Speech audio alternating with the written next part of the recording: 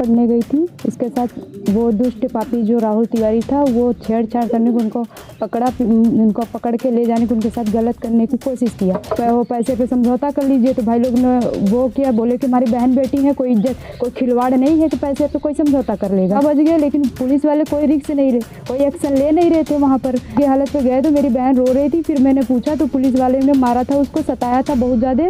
हम अपने घर आ रहे थे, वो मेरे को पीछे से पकड़ के हमको जो मुझे ताकि घसीटा तो हम चिल्लाने लगे, नहीं मेरे पापा वकील हैं, चाहे जो करोगी नहीं कुछ, मैं जो कर रही हूँ अब जाने उसको लगे मारने, बाइक वाइक उसका तोड़ दिए।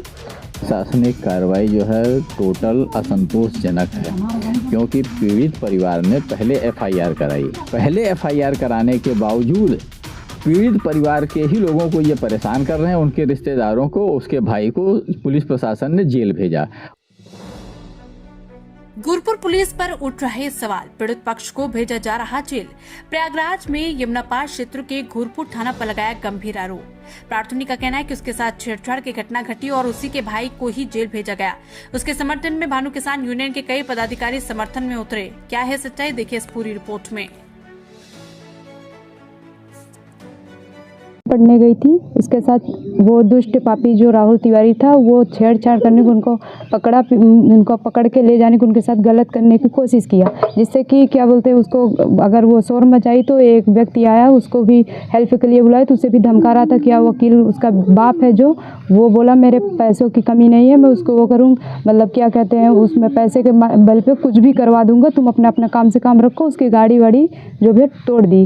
तो वो व्यक्ति जो था मेरी बहन को हेल्प करने के लिए वहाँ रुका था। उसके बाद फिर और वो उसे लगा कि ये धमका रहा है तो और व्यक्तियों को बुलाया, तो वहाँ पर इकट्ठा हुए फिर सारे व्यक्ति। उसके बाद ये जो मेरे भाई लोग भी फिर गए वहाँ पर। उसके बाद फिर सारे जो पब्लिक थी जो वहाँ की, बहुत सारे लोग पब्लिक इकट्ठा हो गई, तो पैसे वैसे की दबाव डालने लगे।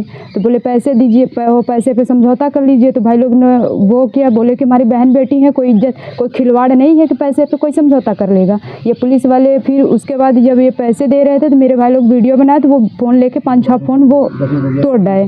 तोड़ने के बाद फिर वो भाई लोगों को गिरफ्तार कर लिए। फिर जो पब्लिक थी हाथापाई करना स्टार्ट कर दी, भाई बहन बेटियों के साथ गलत करोगे और तुम लोग 2 बजे का मामला था, जिससे कि 6 बज गए, लेकिन पुलिस वाले कोई रिस्क नहीं रहे, कोई एक्शन ले नहीं रहे थे। वहाँ पर जाने के बाद फिर वो अपना पैसों की दबाव दे रहे थे लगातार। तो उसके बाद फिर पब्लिक ने उसे मारने के लिए टूटी, तो पुलिस वालों ने क्या बोलते हैं उसको बचाने के लिए थोड़ा बहुत हाथापाई हुई, जो पुलिस वालों ने बोला है। उसके बाद फिर हाथापाई हुई तो वो उसी में थोड़ा बहुत चोट खा गए। तो फिर मैं थाने पे मेरे बहन को ले गए, फिर बहन वहाँ ले गए, तो वहाँ पर जो है हम गए, मेरे मौजूदगी हालत पे गए, तो मेरी बहन रो रही थी। फिर मैंने पूछा तो पुलिस वाले ने मारा था, उसको सताया था बहुत ज़्यादा, कि वो डराया था कि मेरी बहन अगर तुम बताओगी तुम्हारे भाई को मारेंगे, बहुत हाथ पैर तोड़ देंगे। मेरे बहन के सामने उसे मार के उसे डरा रहे थे। वहाँ भी पैसों को दबाव डाले, बोले कि पैसा ले लो, यहाँ समझौता कर लो। और जब वो बयान ले रहे थे तो साले आधा बयान लिए, आधा बयान छोड़ रहे थे। जब पुलिस वालों का नंबर आता था तो आधा लिखते थे, आधा नहीं, मतलब कट का बयान ले रहे थे वो।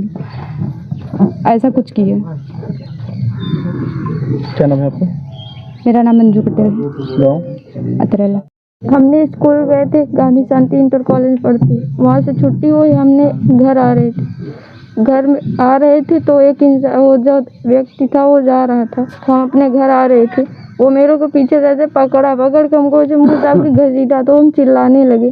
तो एक व्यक्ति जा रहा था, वो उसको आवाज़ दिए तो रुका, तो वो रुका। तो उसके बाद हम बताने लगे कि भैया मेरे को ऐसा करा, तो वो उससे झगड़ा करने लगा, गया उसको भी मारने लगा। बोलता है कि तुमसे क्या मतलब है, तुम जाओ अपने रास्ते में, जो कर रहा है करने दो। तो बोलता है कि ऐसे काहे कर रहे हो, काहे कुछ करोगे नहीं, मेरे पापा वकील हैं, चाहे जो करोगी नहीं कुछ, मैं जो कर रही हूँ अब जाने उसको लगे मारने, बाइक वाइक उसका तोड़ दिए। फिर वो खड़ा था, फिर और लोग आ गए तो वो भाग गया वहाँ पास से। तो हम अपने घर आए तो भैया से हम अपने बताने लगे, तो भैया हमारे बोलते हैं कि चलो हम उसको बुला के पूछते हैं क्या बात थी। हम कहा ठीक है चलिए। हम यहाँ से गए तो उसके घर हम लोग दरवाज़ा खुलवाने लगे, वो नहीं खोला। हम लोग वेट किए 1 घंटा। उसके बाद 100 नंबर फ़ोन किए, 100 नंबर आई। उसके बाद 100 नंबर भी बुलाने लगी, दरवाज़ा नहीं खोल रहा था वो। फिर 100 नंबर दरोगा के पास फ़ोन की, तो 2 दरोगा आए, तो वो भी दरवाज़ा खुलवा रहे थे, वो दरवाज़ा नहीं खोल रहा था। तो हम बोलते हैं कि सर क्या आप लोग के अधिकार नहीं है दरवाज़ा खुलवाने के लिए? बोले तो है कि हम इसके लिए रिस्क नहीं ले सकते हैं, जाकर गोरखपुर थाने पे एक रिपोर्ट लिखवाओ। तो हम लोग वहाँ चले गए, हम भैया गए वहाँ, हम बोलने लगे सर से, तो वहाँ हम लोग एक रिपोर्ट लिखवा के दिए। तो वहाँ के दरोगा बोलता है कि क्या कहते हैं, जाकर दरवाज़ा तोड़ के उसको बाहर निकाल दो। तो हम लोग यहाँ आए तो उसके पिताजी भी आए, दरवाज़ा खुलवा रहे थे, वो नहीं खोल रहा था।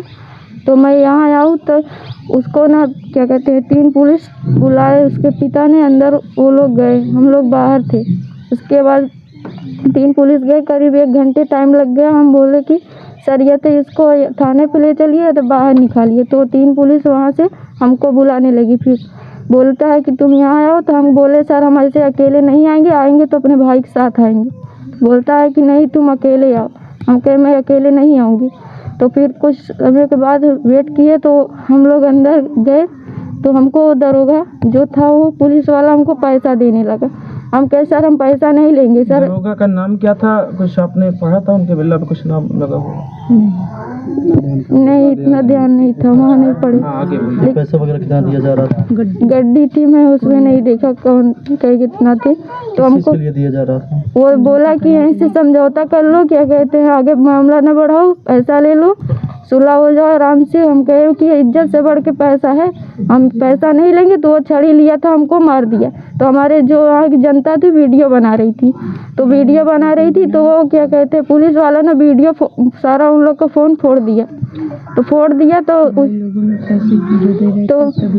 उसके लिए भाई लोग जो पैसा दे रहे थे वीडियो बना रहे थे, तो इसीलिए फ़ोन तोड़ दिया। तो इसीलिए वो लोग जनता टूट गई मारने के लिए। तो क्या कहते हैं वो लोग वीडियो बनाने लगे तो भाई लोग को हमारे गिरफ्तार कर लिए गए। तो वो मेरे को मार दिए थे।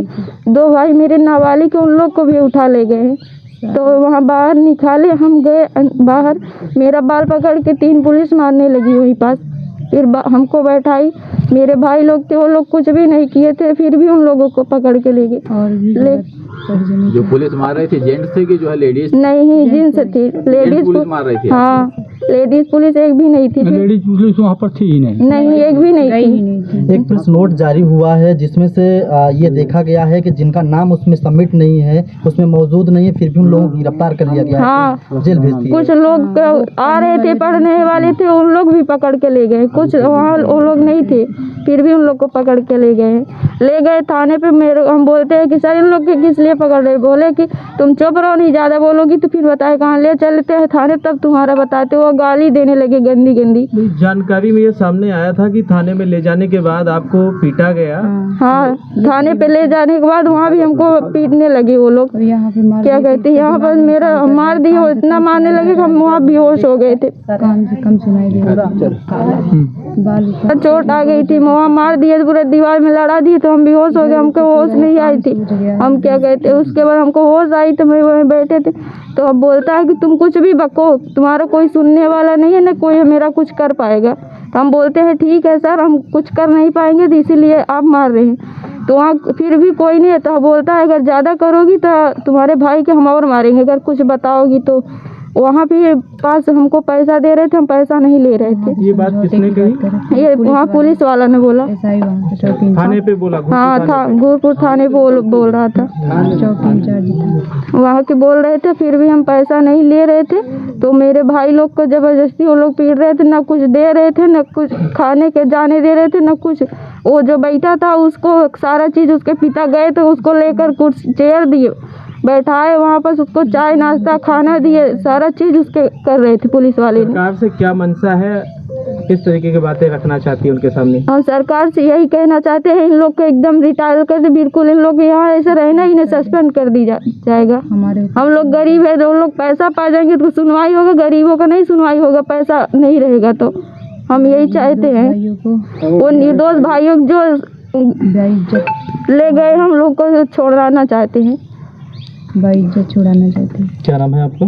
काजल पटेल, गाँव दौनाथ रेला। प्रशासनिक कार्रवाई जो है टोटल असंतोषजनक है, क्योंकि पीड़ित परिवार ने पहले एफआईआर कराई और पीड़ित परिवार ने पहले जब एफआईआर कराई तो इन लोगों ने उस पर दबाव बनाने के लिए दूसरे पक्ष को भी जो है साथ में लेकर के जो है उनसे अपना जो भी अपना इन्होंने पुलिस वाले सेटिंग किए हों उनसे क्रॉस एफआईआर करवाए। और पीड़ित परिवार के पहले एफआईआर कराने के बावजूद पीड़ित परिवार के ही लोगों को ये परेशान कर रहे हैं, उनके रिश्तेदारों को, उसके भाई को पुलिस प्रशासन ने जेल भेजा और पीड़िता का बयान तक इन्होंने आज तक नहीं कराया है।